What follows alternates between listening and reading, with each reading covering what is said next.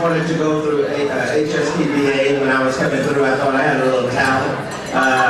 Hopefully it's not too late. I saw State Senator Sylvia Garcia, and she told me she wanted to see me dance and do some ballet. I told her I don't do that. Maybe some Martin dance, my own version, original version. But what a wonderful school and what a wonderful event. Let me just say, HSPVA is a public education at its very best. This is one outstanding. HSPVA is made up of diverse, ambitious people. They have worked hard to be where they are, and they work hard to stay there.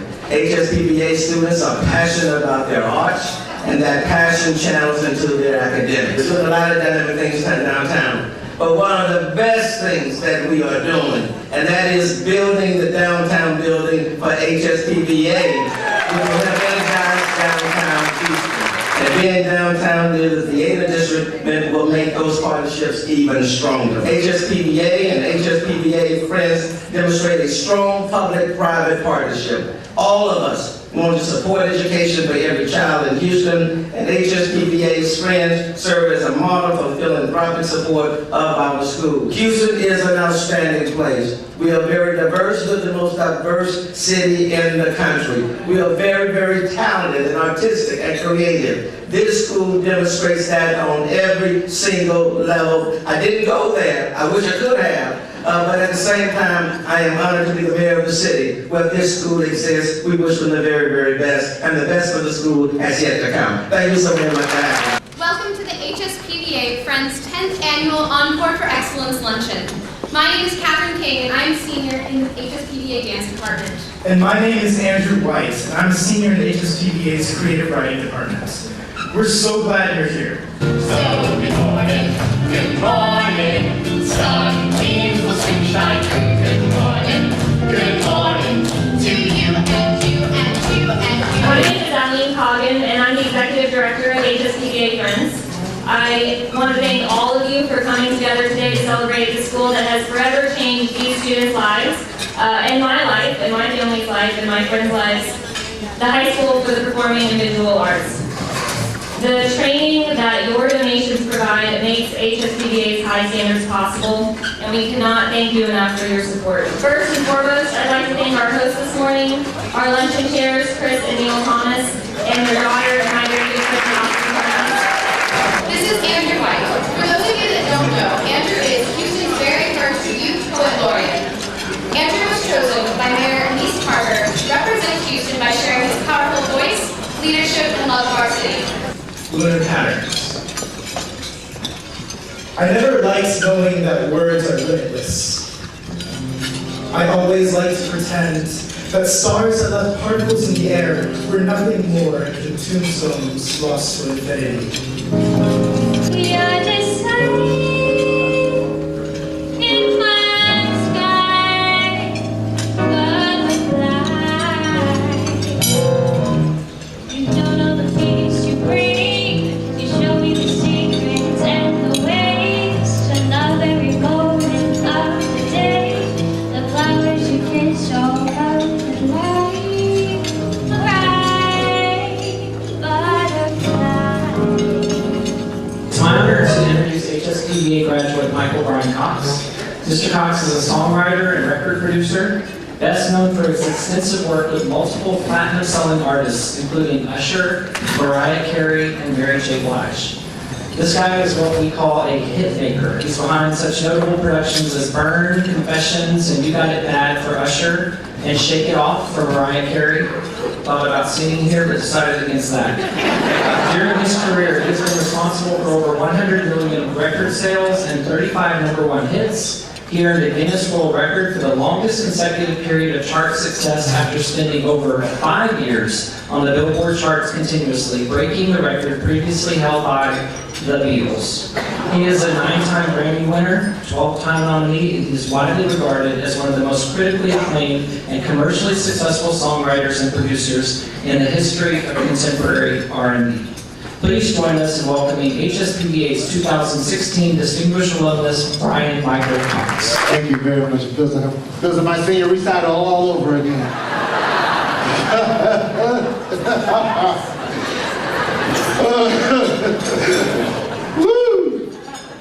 Oh man, it's so good to be here, man. Where do I start? First of all, I've been in a lot of places the past 20 years, because 2016 is 20 years ago I graduated high school. And man, I can't believe 20 years went by so fast. I'm pretty sure everybody in this room can relate to that. It's a humbling experience for me to be up here.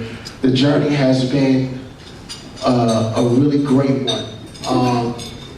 My journey started at PVA back in 1993. Well, before 93, one of my best friends who I was trying to get up here, but he had to work today.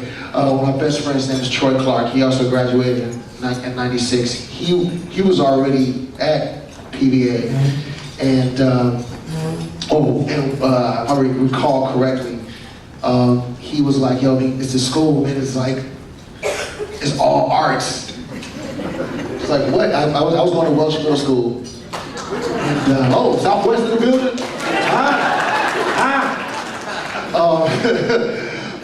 And he was telling me, I was trying to figure out what high school I was going to go to. I was trying to figure out what I was going to do with my life, and I always wanted to do music. My mother, who's sitting at the table right there, please give her my mom.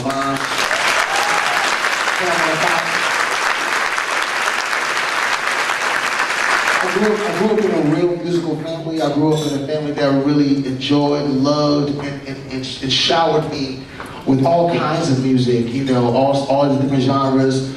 And so music is very much a part of my DNA, something I've always wanted to do, always dreamt about doing. And at the time when the auditions for HSPVA came about, I couldn't sight read. I didn't have that ability to sight read, right? So I was a little frightened to audition for the music department, because I kind of felt like if I auditioned for the music department, I wouldn't get in, right? But I talked to my best friend Troy, and he was like, "Listen, here's what you should do. You should audition for the theater department."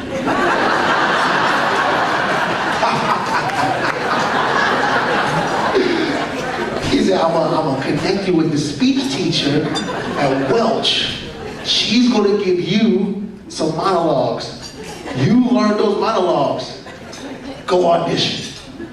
And basically that's what happened. I ended up getting some monologues and being at home practicing, memorizing the monologues. I didn't know what I was doing. And I had an audition. And I auditioned for Suzanne Phillips, Mr. Singleton. And I got a call back. And I was like, "Oh, really?" Okay, cool. I got a call back. And then so I then took the second audition a little more seriously.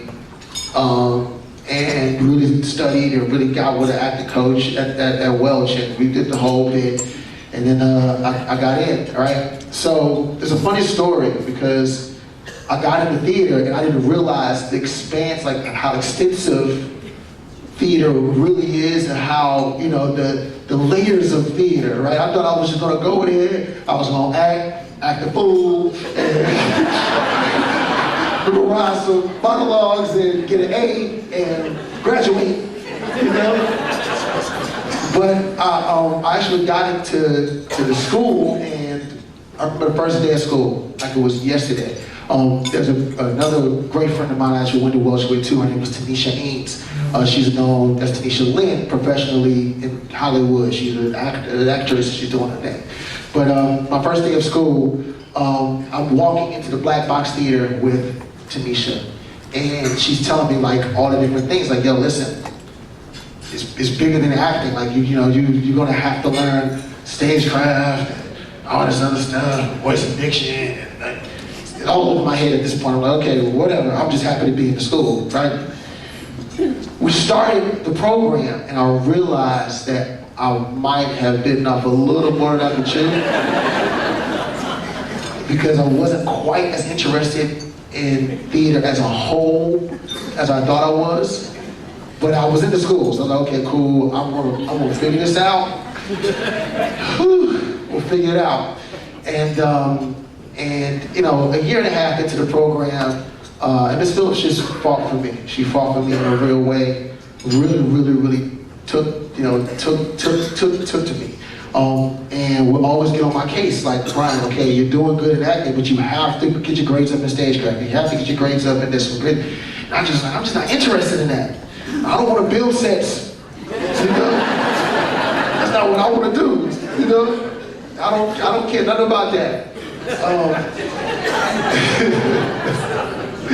A funny side note, we had two guys who were completely, that's what all they wanted to do. A guy named Will, another guy named Austin. They were called Team Wah. They loved building sets. I was not a part of Team Wah. It would have been Team Wab. If I was a part of, no, but so a year and a half into the theater program, I was on probation. I remember getting a call from my dear mother over here. And she was livid. Livid. She was like, so you know you just got yourself kicked out of school. You know that, right? And I was like, no.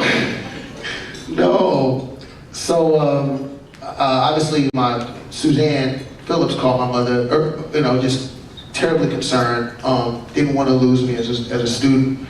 Called my mom and told her, Bryan's in trouble. Like, he needs to figure out what he wants to do. He's in trouble. And we go back to the school, have a conversation with Miss Phillips. I had already been very friendly with the music department already. I became friends with Mr. Seibel. Came across Miss Byron a few times. Of course, all of my friends were in the jazz department, so I was hanging out with Doc and all the people in the jazz department, trying to fake like I was playing piano. And really, I was just trying to learn and steal some chops from some people. They knew, Miss Phillips knew that music was my passion. She knew it, and knew that that would be something that I would thrive in. So we went over and had a meeting with Miss Bonner, auditioned with Mr. Seibel, and then like that day, I was in the music department. So for me, the biggest lesson I learned out of that whole process was politics. Politics.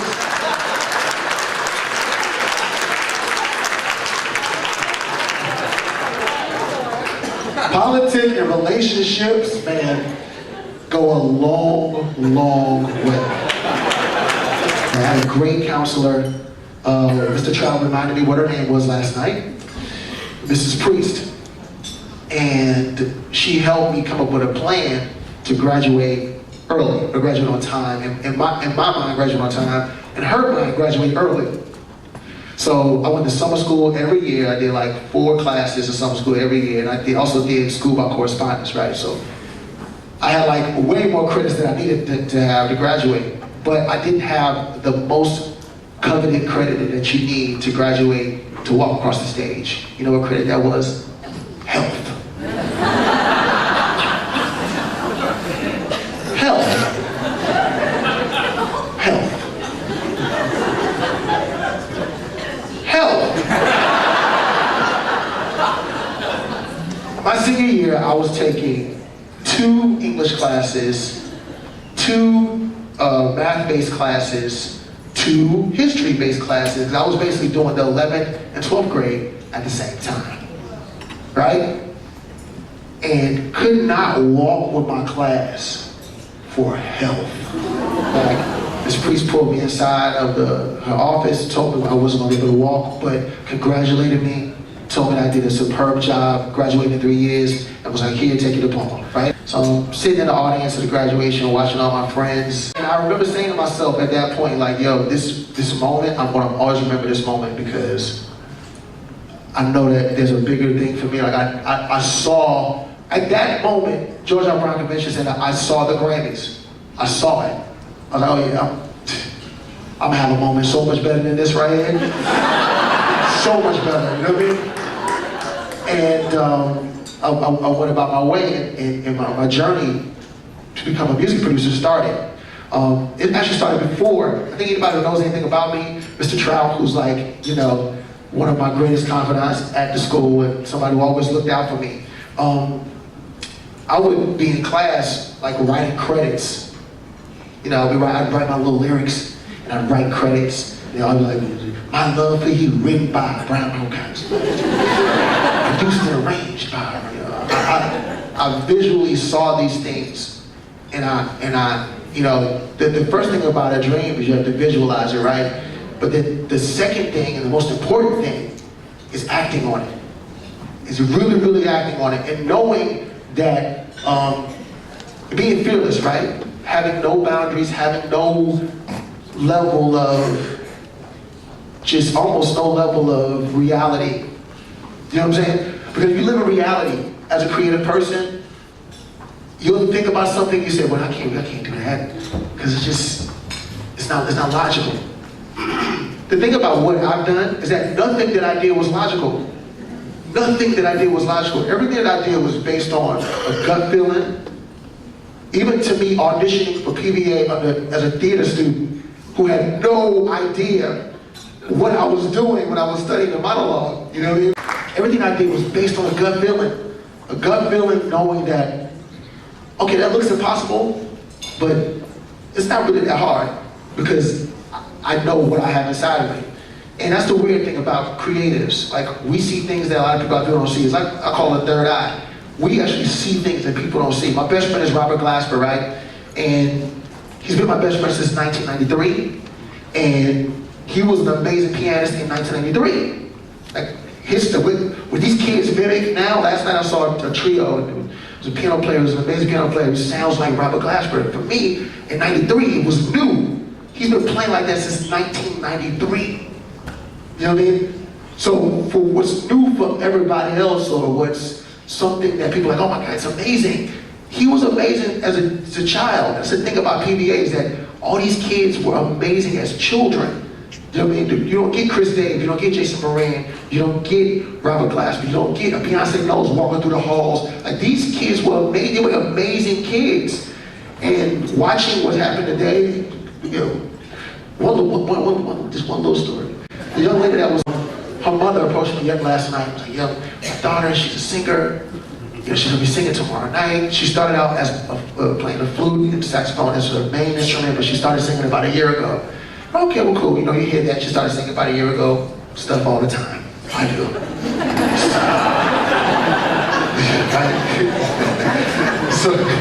So she gets up here, and she has the most beautiful voice. I'm like, which is amazing.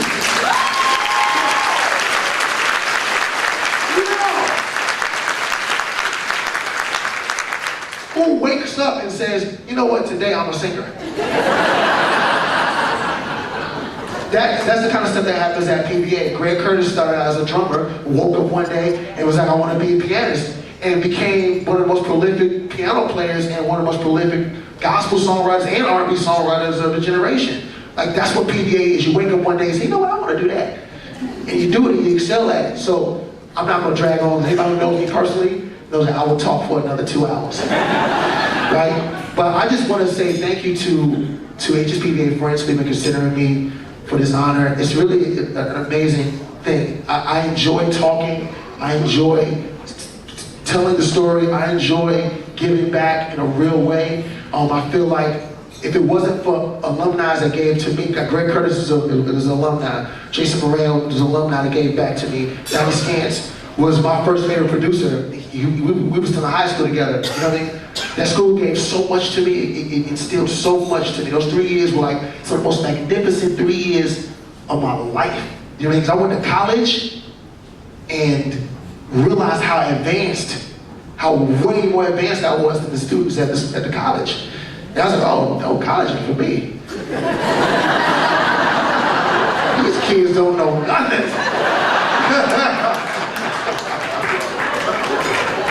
I'm gonna go be a producer.